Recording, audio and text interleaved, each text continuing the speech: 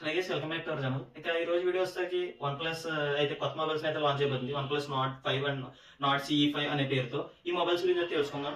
వచ్చేసరికి వీళ్ళు 8th July అయితే లాంచ్ అయిపోతున్నారు. నాట్ సిరీస్ లో ఫస్ట్ వచ్చేసరికి నాట్ 5 గురించి అయితే చూద్దాం. ఈ మొబైల్ మనకి 8s Gen 3 ప్రాసెసర్ అయితే యూజ్ చేశారు. ఇది ఒక మంచి ప్రాసెసర్.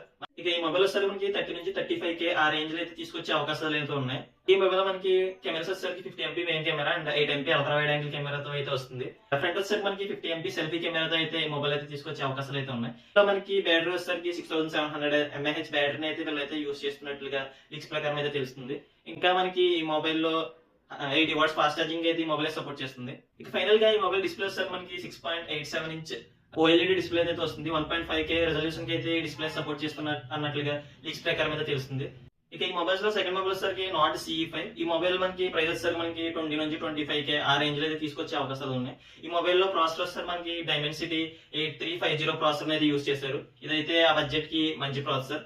మనం లాంచ్ డేట్ లో చూడాలి ఏ బడ్జెట్ లో తీసుకొస్తారు అనేది. ఇక ఈ మొబైల్ లో మనకి డిస్ప్లే వచ్చేసరికి 1.5K 6.7 ఇంచ్ డిస్ప్లే అయితే తీసుకొస్తున్నారు. AMOLED ది ఇది ఒక మంచి డిస్ప్లే ఆ ప్రైస్ వచ్చేసరికి. ఇంకా ఈ మొబైల్ లో బ్యాటరీ వచ్చేసరికి మనకి 7100 mAh బ్యాటరీ తీసుకోబోతున్నారు. 80 వాట్స్ ఫాస్ట్ ఛార్జింగ్ అయితే మొబైల్ సపోర్ట్ చేస్తుంది అన్నట్లుగా స్పెక్స్ ప్రకారం అయితే మనకి తెలుస్తుంది లీక్స్ ప్రకారం. మొబైల్ లో కెమెరాస్ చూసినట్లయితే 50MP main camera and 8MP ultra wide angle కెమెరాతో అయితే వస్తుంది.